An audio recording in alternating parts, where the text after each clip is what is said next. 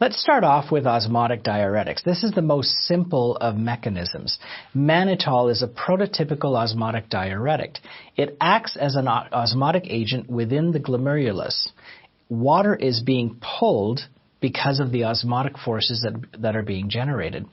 It also works in intracranial hypertension, and in fact, that's one of the main areas that we use it in, is to try and reduce the pressure within the brain. Acetazolamide is another diuretic. It is in the category of carbonic anhydrase inhibitors.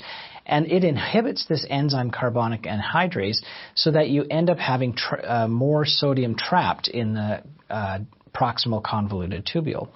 There is more sodium, bicarbonate, and chloride ion left in that tubule because you've inhibited this enzyme. This also ends up causing a bit of a metabolic acidosis, so you have to be aware of this particular problem in your patients. But we can take advantage of this because we can actually use a metabolic acidosis in the treatment of certain types of altitude sicknesses. When you have a metabolic acidosis, it triggers your respiratory system to blow off carbon dioxide. Well, you blow off carbon dioxide, but because you're high up in altitude, you're also pulling in more oxygen out of the rarefied air. That's how we use acetazolamide in altitude sickness.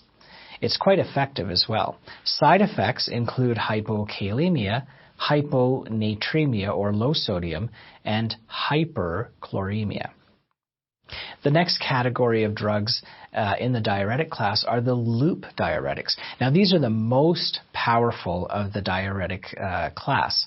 The prototypical drug and the oldest of the drug class is furosemide. If patients are allergic to furosemide, we sometimes will use ethacrynic acid, which is sold as Etacrin, and bumetanide. Now, these drugs reduce sodium reabsorption in the thick ascending loop of Henle. I really want you to memorize that because that is on your exam. Hands down, it's going to be the question that you're going to be asked. And in fact, I have some questions here in the Lecturio question bank that also specifically ask you this. So it's really important that you know that it reduces sodium reabsorption in the thick ascending loop of Henle.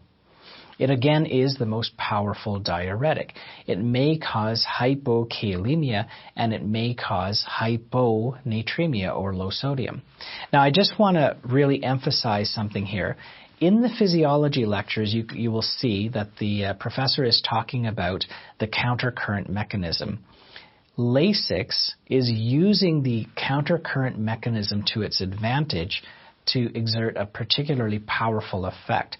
But Lasix is not affecting the countercurrent mechanism. So one of the questions that we have, some of our students have had real problems answering the question. So I want to be very clear that it uses the countercurrent mechanism, but it's not actually affecting it. The countercurrent mechanism may be affected in the long run when people have severe electrolyte abnormalities. Hydrochlorothiazide is in the category of thiazide diuretics. As you can tell, I'm going down the nephron, and that's how I'm listing the drugs. But in terms of importance, even though this is fourth on my list, it is the most important class of drugs in the diuretics. And the reason why is because it is usually the first-line agent that we use in the treatment of hypertension, and these are often first-line agents in the treatment of hypervolemia. They're generally a milder form of diuretic, so they're not as strong as the loops. They're often used as a combination to ACE inhibitors and the angiotensin receptor blockers, and they're actually given as a combination pill. Indapamide is purported to be better tolerated than, say, hydrochlorothiazide. I'm not entirely sure that that's true, but there are a lot of people who are suggesting that. There are other drugs as well. So metolazone, for example, can be given in acute situations. And we have something called the metolazone mix.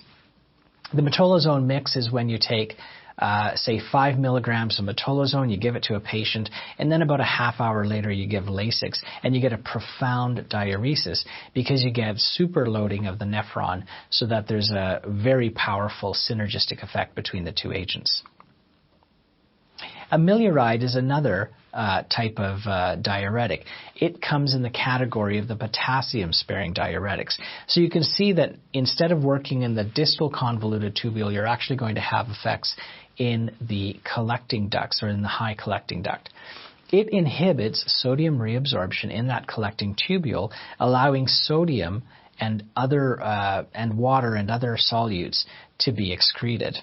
Now, there are several channels that we have to be aware of in the collecting duct. There's the ENaC, or the epithelial sodium channel.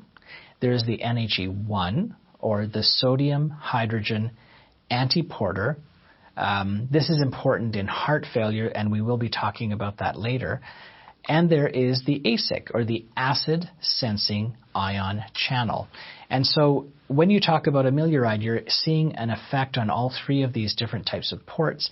So it's important to recognize that the complex mechanism of amiloride allow us to treat patients who are prone to low potassium with this diuretic. We achieve diuresis without losing too much potassium. Amiloride has a low risk of hypokalemia, but the risk isn't zero. Now, the mechanism behind causing hypokalemia with the use of amiloride is a bit beyond the level of this course, and it is not going to be relevant for your exams. But just from a practice point of view, be aware that sometimes that can occur in very rare and unusual circumstances. Amiloride can cause a metabolic acidosis. A metabolic acidosis is occurring because you're losing basic ions through the urine because of its action. The next drug within this category is spironolactone, but it is a little bit different from amiloride. Now, we know that it acts as an aldosterone blocker and it inhibits the reabsorption of sodium. It also is shown to reduce the mortality of patients with significant heart failure, and it's interesting because it's the only one that has shown this. So it's a staple or a mainstay of heart failure therapy. The unique thing about spironolactone versus, say, amiloride is that it also has a strong anti-androgen effect. The anti-androgen effect is used for that reason in some patients. It works as that blocker of the androgen, and sometimes we use it in association with testosterone-related skin problems, the most common of which is hirsutism in women. It's a very effective treatment. The doses are a little bit different. In terms of the anti-androgen effect, we use relatively low doses, 25, 50, sometimes 100 milligrams. In terms of the diuretic effect, we're using 50, 100, 200, 300, 400 milligrams. So it's different dosing having different effects.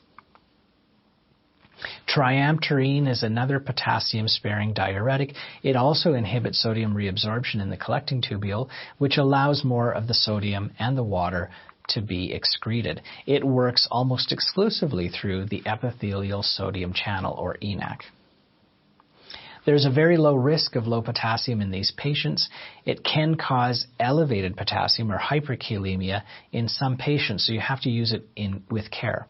It will cause a metabolic acidosis for the same reason as the others, and you can also get a nephrolithiasis, and specifically it's with the calcium oxalate stones. So be aware that if patients develop nephrolithiasis and they're on triamterene, stop the triamterene and treat the nephrolithiasis appropriately.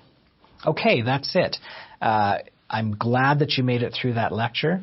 You're going to do very well in your exams. Go out there, go to your exams, and show them what you know.